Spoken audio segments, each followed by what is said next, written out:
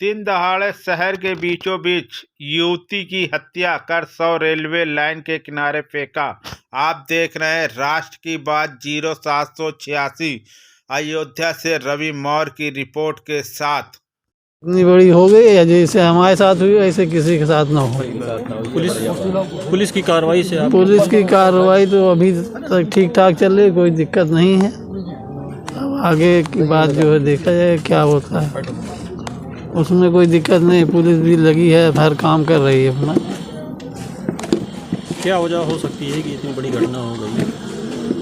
अब ये तो हमको जानकारी भी उतनी नहीं है, क्योंकि हम घर पे रहते नहीं हैं। घर जब काम पे गए शाम को आए, क्या है क्या नहीं इसके बारे में पूरी जानकारी नहीं है। बाकी ये है कि बस एक लड़का था, उसने बैला फुसला के उसको जो है ऐसा किया है, और उसका नाम भी हमने बता दिया है, अपना बयान में दे दिया है बस। और कोई ऐसी बात नहीं है। हम लोगों को बताना चाहेंगे नाम तो हमने बता ही दिया है, उसमें क्या बताना है।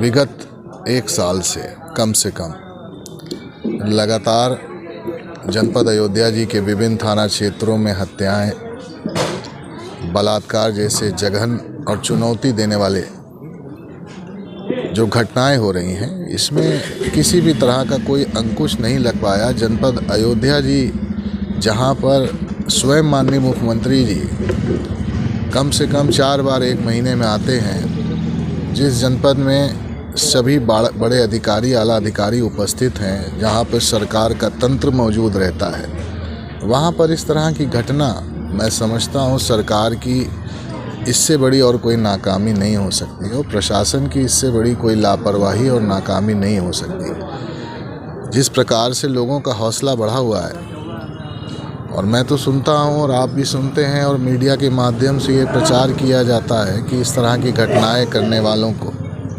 सरकार सख्त सज़ा देती है। तो अब जनपद अयोध्या जी के रहने वालों की निगाह है सरकार की तरफ और प्रशासन की तरफ कि किस तरह की सज़ा देती है, क्योंकि जो अपराध हुआ है या इनका जो ये नुकसान हुआ है, इसकी कोई भरपाई नहीं है। लेकिन ऐसा नहीं कि ये आखिरी बच्ची थी, हमारे आपके परिवारों में भी बच्चियां हैं। अगर इस तरह के अपराधियों को अंकुश न लगाया गया, उनके खिलाफ नज़ीर बना देने वाली कार्रवाई नहीं हुई, तो ये घटनाएं नहीं रुकेंगी। और आम जनता को इस बात का एहसास हो चुका है कि जनपद अयोध्या जी और उत्तर प्रदेश में हम असुरक्षित हैं।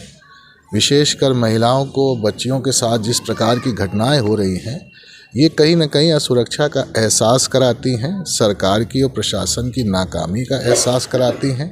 हम सबकी निगाह है प्रशासन के ऊपर भी।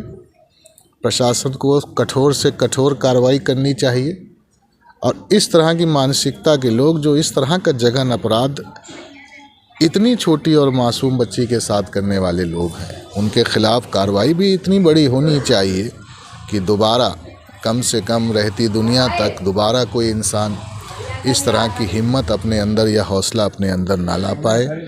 अफसोसनाक बात है, और अफसोसनाक बात इसलिए भी है कि इतना महत्वपूर्ण जनपद है हमारा, जहाँ पर इतनी सारी सुरक्षा और इतनी सारी व्यवस्थाओं का दावा है, और इतनी सारी सुरक्षा और व्यवस्थाओं के दावे के बाद जिस तरीके से अपराधियों द्वारा एक नन्हे से फूल को पांव तले कुचलने का काम किया गया है, इसकी जितनी भी निंदा की जाए उतनी कम है। और सरकार से और प्रशासन से हम लोगों की मांग है कि अविलंब इस परिवार को 5 करोड़ की आर्थिक सहायता प्रदान की जाए। जो दोषी हैं उनके खिलाफ सख्त से सख्त कार्रवाई सुनिश्चित कराई जाए, और पब्लिक में उनके खिलाफ इस तरह का संदेश जाना चाहिए कि सरकार का थोड़ा बहुत इकबाल बाकी रह गया है, जो कि पूरी तरह समाप्त हो चुका है।